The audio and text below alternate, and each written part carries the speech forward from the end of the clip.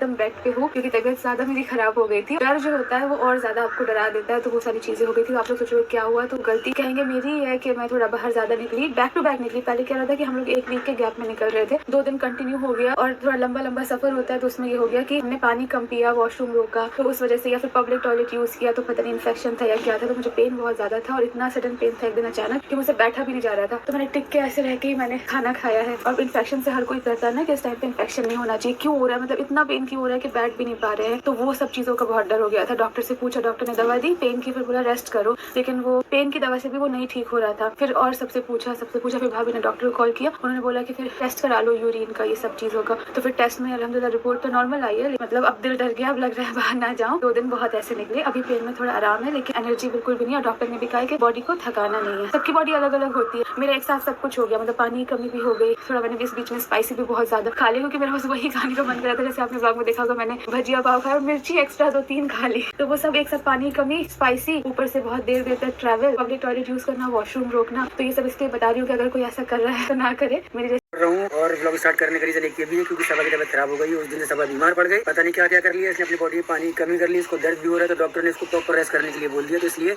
अभी मैंने बोला तुम ब्लॉग कुछ मत बनाओ, सब कुछ मैं हैंडल करता हूँ, खाली तुम रेस्ट करो। कल रात में तो तुम्हें बहुत तकलीफ थी, अभी सही लग रहा है? हाँ, अभी सही है। बस दुआ करिए सबा के लिए भी ठीक हो जाए, जल्दी से रिकवर हो जाए अभी, लेकिन पानी बहुत पीना है। शायद मुझे ऐसा लगता है कि पानी की कमी हो गई, उसकी वजह से बहुत ज्यादा कल तो हम डर गए थे, तो हमने 2 दिन तो बिल्कुल भी ब्लॉग नहीं बनाया। आखिरकार जिस बात का डर था वही हुआ। सबा ने ज्यादा ट्रेवल किया, उल्टा सीधा खाया, जिसकी वजह से सबा की प्रेगनेंसी में हुई प्रॉब्लम, पेन इतना बढ़ गया कि बर्दाश्त नहीं हो रहा था।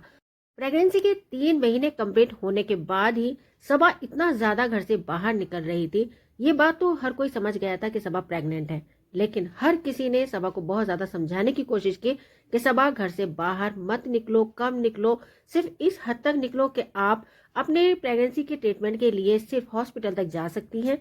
लेकिन इस कदर सबा का बार बार घर से बाहर निकलना, शॉपिंग करना, ये लाना वो लाना, वहां रेस्टोरेंट में जाना, हद होती है।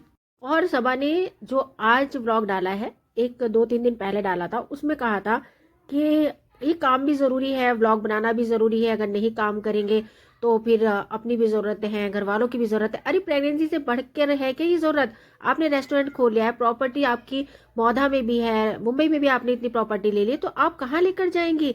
मेन है आपकी प्रेगनेंसी, तो इसका मतलब आपका ये है कि प्रेगनेंसी से ज्यादा बड़ा पैसा हो गया आपके लिए। घर की अम्मी जो पूरे परिवार को संभाले बैठी है, अम्मी क्यों नहीं अपनी बेटी को संभालती?